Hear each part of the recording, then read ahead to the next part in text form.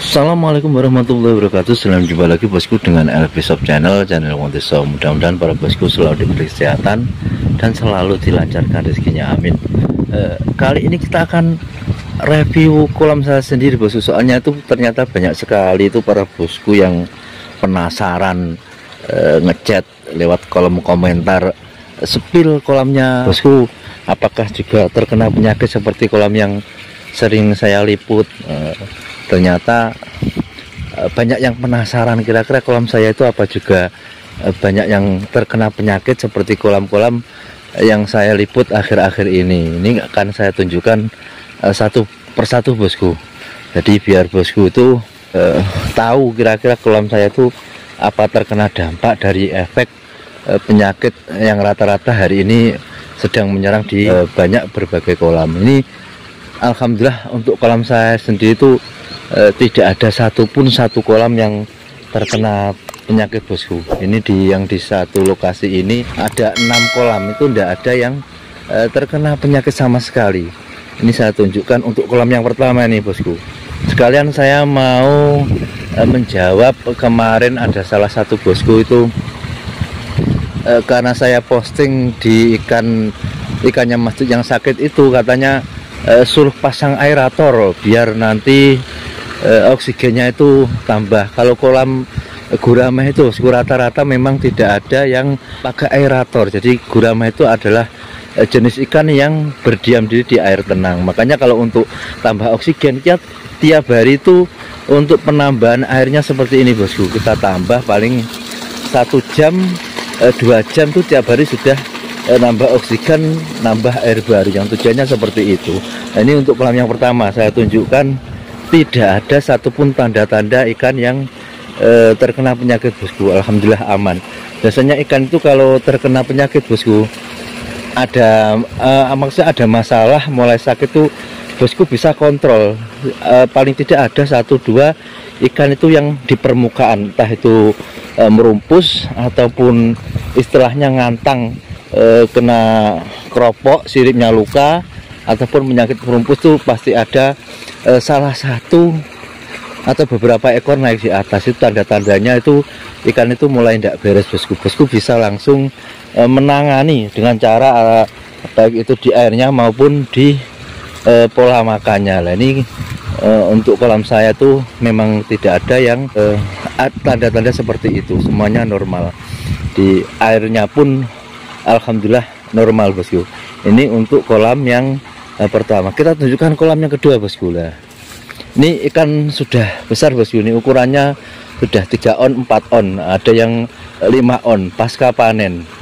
Makanya untuk airnya itu saya ngerojoknya paling tidak 2 jam sampai 3 jam untuk penggerojokan airnya yang tujuannya itu menambah air baru atau menambah oksigen. Ini untuk kolam yang kedua bosku. Nah, ini ukurannya masih kecil. Kalau ini ukurannya tuh masih sebesar di bawah 1 pak lah. Nah, ini airnya juga normal.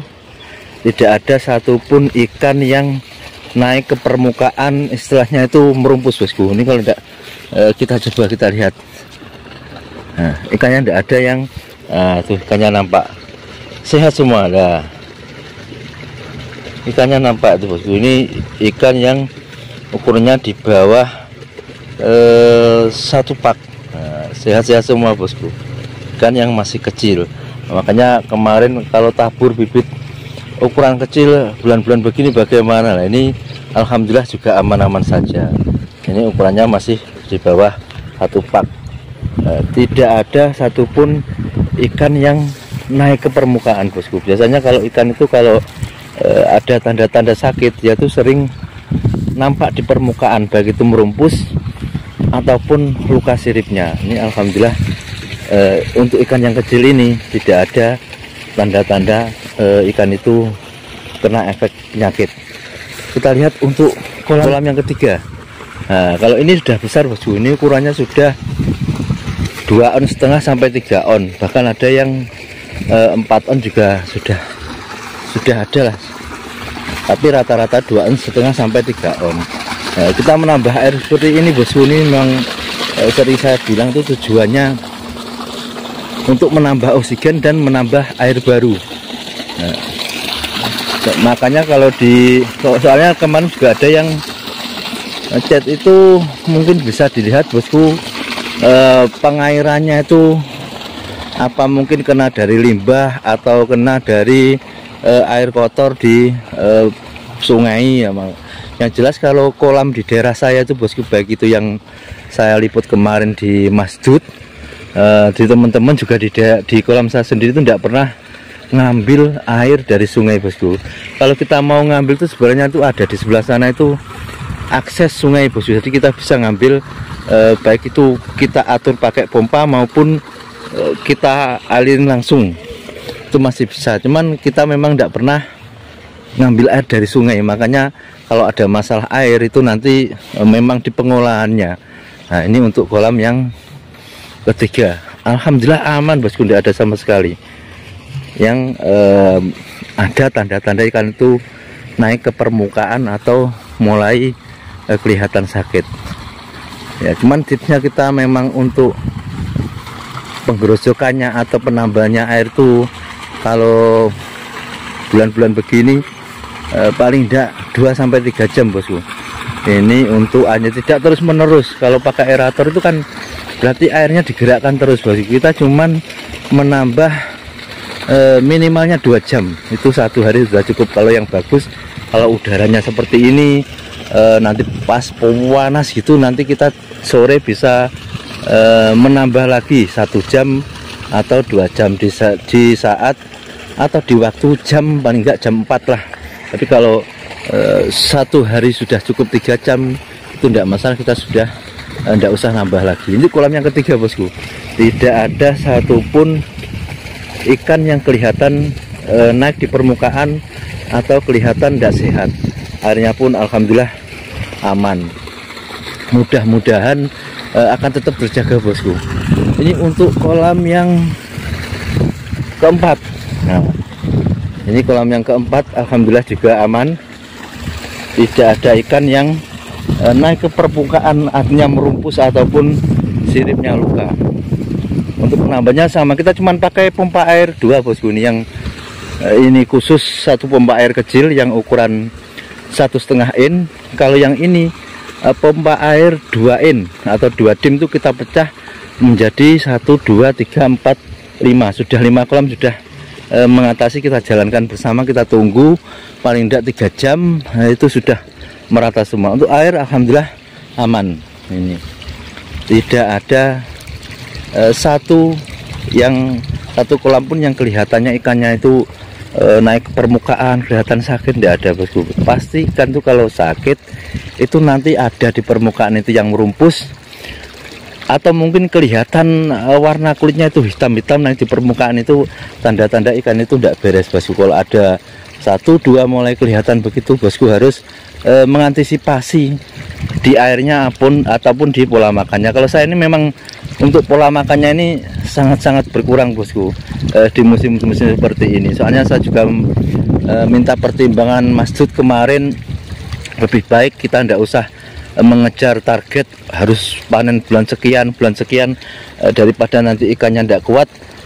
Mending kalau tidak ada pakan atau diirit tidak masalah, yang penting aman. Target kalau tahun baru sudah bisa naik semua. Alhamdulillah nih, ini untuk tahun baru insya Allah untuk 1, 2,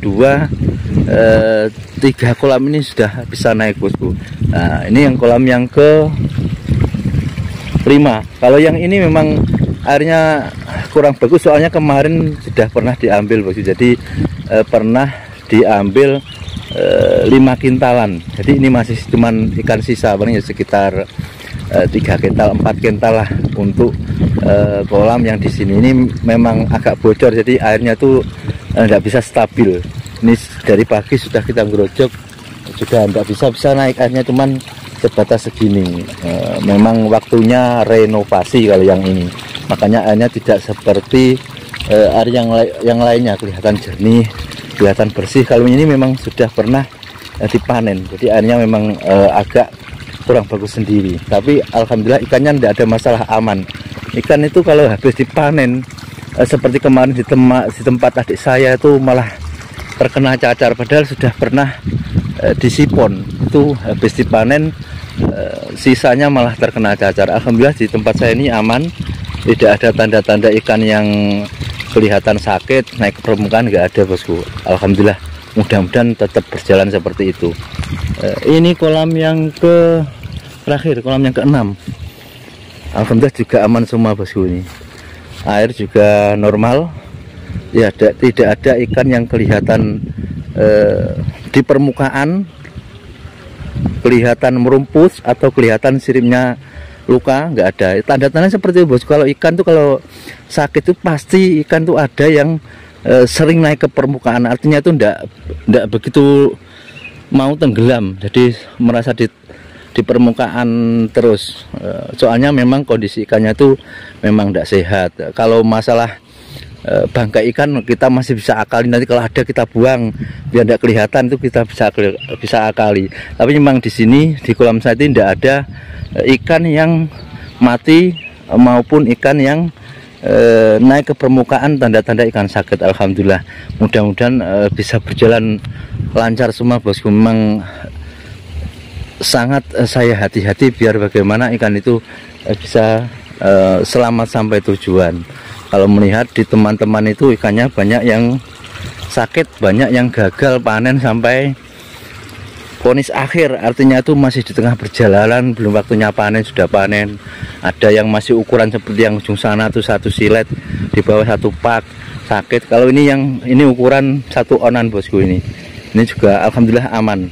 Padahal cuma kita ngerojoknya cuman 3 jam, paling 1 pompa kita pecah menjadi beberapa kolam, itu sudah bisa mengatasi. Yang penting konsisten, maksudnya itu konsisten dalam kita ngasih airnya, ngerojoknya bosku. Jam-jamnya itu tertentu, umpamanya sering digerojok jam 6 sampai jam 10 ataupun jam 7 sampai jam 10. Rutinitas seperti itu kalau bisa diusahakan konsisten, jangan hari ini digerojok, besok tidak digerojok. Kalau memang ikannya itu ingin sehat ya kita harus konsisten, kecuali kalau ada umpamanya ikan ini perlu air, tidak perlu air baru atau tidak perlu digojok, kita harus teliti di masalah itu. Terkadang kan ada ikan yang ini kelihatannya malah tidak perlu digerojok dengan air, harusnya tidak digerojok. Tapi rata-rata itu kalau ikan sehat itu untuk penambahan air seperti ini tetap diperlukan bosku. Nah ini alhamdulillah kita sudah tunjukkan satu persatu kolam kita yang ada di lokasi kolam kita sendiri. Soalnya memang ada beberapa bosku yang kemarin review suruh nunjukin kolam saya apakah juga terkena penyakit atau terkena wabah seperti di kolam teman-teman yang saya liput kemarin. Dan ini sudah saya tunjukkan satu persatu, tidak ada satupun yang terkena tanda-tanda ikan itu kena penyakit. Tipsnya yang jelas kita harus teliti, kontrol di air, juga kontrol di pakannya. Kita harus tahu apa maunya ikan. Jadi umpamanya ikan ini maunya ditambah air, ikan ini maunya pola makannya harusnya dikurangi, itu kita harus benar-benar teliti di itu bosku. Terutama masalah pemberian pakan pelet. Kalau kita tidak hati-hati bulan-bulan begini, kalau bulan-bulan begini tuh perhitungannya mending kurang bosku daripada kebanyakan. Kalau untuk pakan peletnya bisa yang bagus pakai dedaunan, cuman kalau dedaunan itu nanti kita harus benar-benar bisa mengontrol airnya, karena soalnya kalau pakan daun itu bosku biasanya itu kotorannya itu naik ke atas, jadi cenderung tidak akan ke bawah. Padahal ke permukaan itu kita harus benar-benar berhati-hati untuk kontrol di airnya. Mudah-mudahan sedikit video ini bisa menjawab rasa penasaran para bosku yang kemarin ingin sepil kolam saya. Ini sudah saya tunjukkan satu persatu dan alhamdulillah tidak ada satupun yang terkena ada tanda-tanda gejala ikan sakit. Akhirnya tetap semangat. Mohon maaf atas segala kekurangan, kekhilafan. Saya akhiri. Assalamualaikum warahmatullahi wabarakatuh.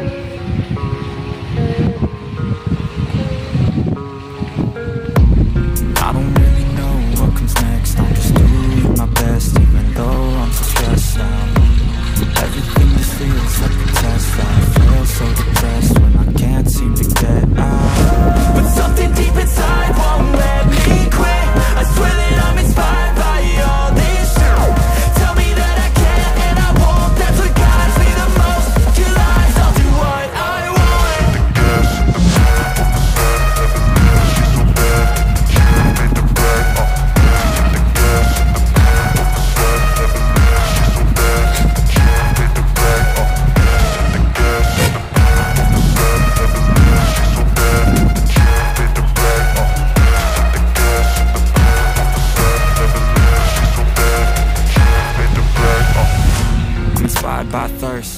satisfied by worth.